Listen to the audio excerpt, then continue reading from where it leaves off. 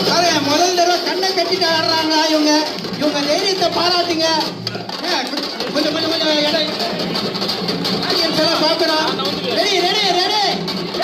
பின்னாடி அங்கிள் இருக்காரு.